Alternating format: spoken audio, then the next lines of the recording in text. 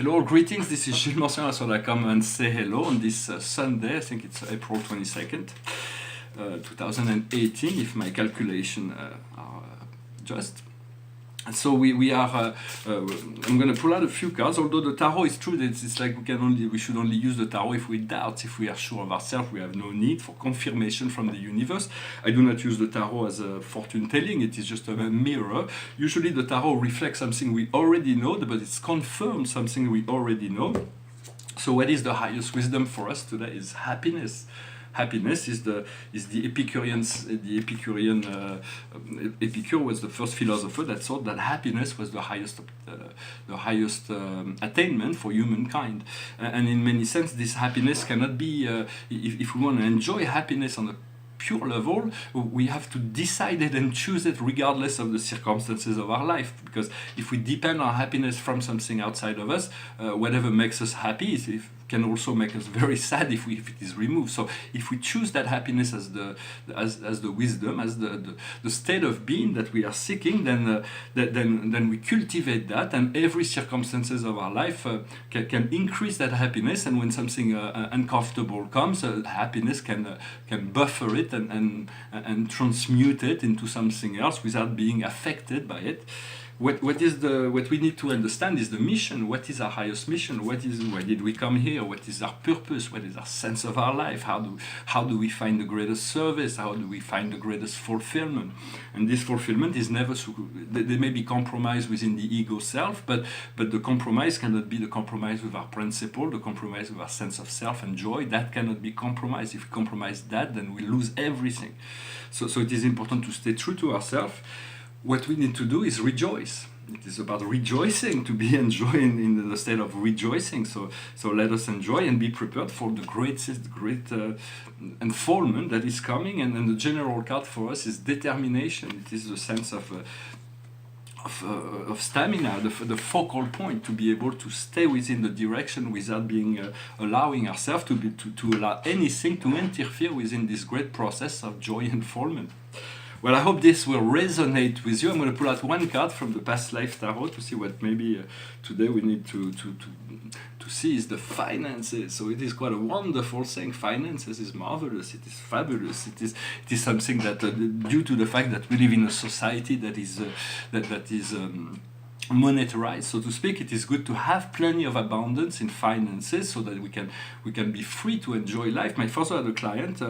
It was a CPA, and one of his clients was a famous writer who was quite successful with money, and his philosophy was to say that money is the key to enjoyment of money is to have enough, so you never have to think about money again. So in many sense, it is good to be able to pray the universe, or to find a way to free ourselves from financial obligation, from financial struggle or strain, to ask the universe to enjoy an abundance of finances. But of course, if we do not have that just yet, to feel as if we already have it and simplify our life so we can be content with the simple pleasures of life that cost nothing. For some of the greatest pleasures of life are completely free, but we are being distracted by this society of consumerism, where they want to let us know that in order to be happy, we need to have the latest gadget, we need to overeat, we need to do all those things, but it is not the case. So we have to find a new way of living, a new level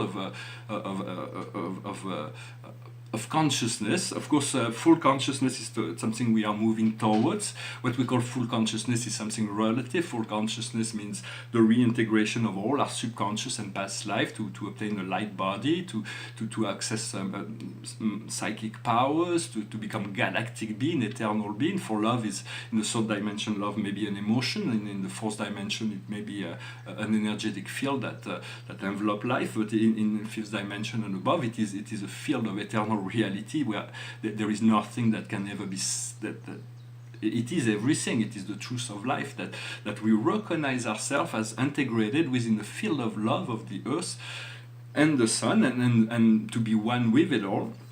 And so as cosmic being, we will come to realize that we have to go through an ascension, and this painting is a cosmological model of the universe of universes. We will come to realize eventually, because from our position in space we cannot see, we have the it looks like everything's shooting in every direction, and the universe is some kind of bizarre. They have no center, but in truth, everything is quite organized. There is a center that is invisible, and everything is organized on cosmic level through different. Concentric circle that looks like a disk, and it gets thicker and thicker as we move further away from paradise. As we graduate from the circuits of our universe, we ascend through the realms of light. Then we move into the spiritual circuit of the super universe, and eventually we'll graduate. And eventually we'll be sent through the central universe of divine eternal perfection, at which point we'll eventually graduate from that and find Ascendington, which will become our residence. It is one of the seven secret spheres of the Father. There are between the innermost circuits of Avona and the stable eternal paradise. There is 21 secret spheres of reality, some of which are completely forbidden to us, such as Divinington, which is the sphere of the pre-personal spirit, the I Am Presence, the gravity messengers, and so on. As personality, we are not allowed there. And also some of the other areas of the Soranington, of Spiritington, of Vicegerington, Solitarington, Seraphington, and Ascendington. Ascendington will be our residence. Then also what is forbidden to personality is the seven orbs of the seven shiny sphere of the eternal sun. There is only super personal beings that live there. Even if you would go there, you would not see anything or anyone, no matter how much activity there is, because they're super personality, and as personality we can only communicate to other persons. And then there is the huge orbs of the seven master spirits that control the destiny of each super universe from the center. And also the third area that is completely forbidden to personality is for all beings on paradise live on the upper surface, and it is longer in the north-south than the east-west. And then there is a peripheral paradise, which is about 1/10 of the east-west distance, and then there is Neither paradise, which is the under paradise, but there is no personality there. There is some concentric circles of mysterious circles of energy and all kinds of things that are going on there, but that are just purely only the gods know what's really going on. So even if we achieve paradise, we find the corp of finality, we become eternal being. Even if we discover the supreme and the ultimate, there will still be mysteries to unfold. For only the God knows really what's all the truth. For God is the only being that can fully claim his plain full consciousness. For everybody else, the act of the recognition of infinity has to be an act of faith. For only God knows God. Even the great spirits of the universe will be honest enough to recognize that there's still things that they have not been informed about life and the universe. So. Also, just the last thing I wanted to say is that our solar system is now our planet is a great, beautiful jewel, a diamond in the galaxy. It is very precious and has all the planets. But eventually we'll move into a new level where. Well, the planet is going to ascend, and the whole solar system will move into a new level. The Elohim and the Archangel will reassemble the planet that was destroyed during the Galactic War about 4.5 million years ago. Our solar system used to have 4 planets with atmosphere and ocean. One was called Maldek, and Mars, the Earth, and Venus were all 4 atmospheric worlds, and the Earth is the only one that survived the wars.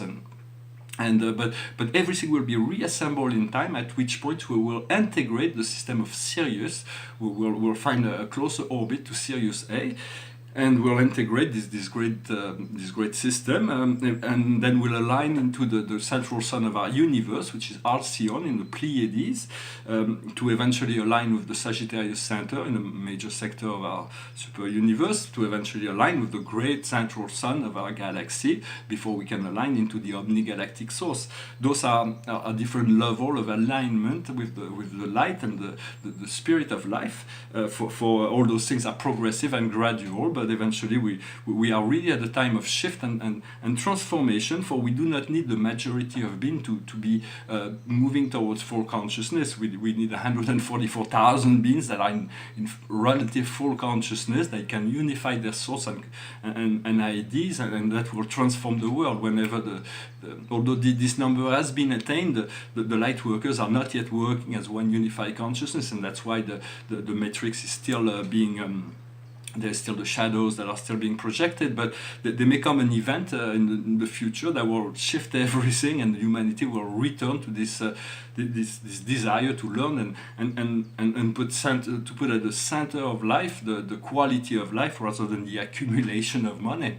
So. But well, there will be a great deal of for money is good. Money, there is nothing wrong about money. It's just what some people allow themselves to do because of it is sometimes they go into ways that are extremely negative because they feel that like Darwin, if you are the strongest, you have the right to abuse everybody below you because you are stronger. It is your right will prevail over as an animal. You are on top of the food chain, and that allows. So this is not a model that's Christian or Platonician, but it's more Machiavellic, how to keep the power and maintain this power. And George Orwell went way beyond in explaining all the ins and outs of all those manipulations that are practiced in society. Those things will be decoded, understood, and deactivated so we can move together into a state of paradise and joy and eternal freedom. Well, I hope this message was interesting for you. I wish you a wonderful day. Thank you for everything, and I'll talk to you later. Namaste.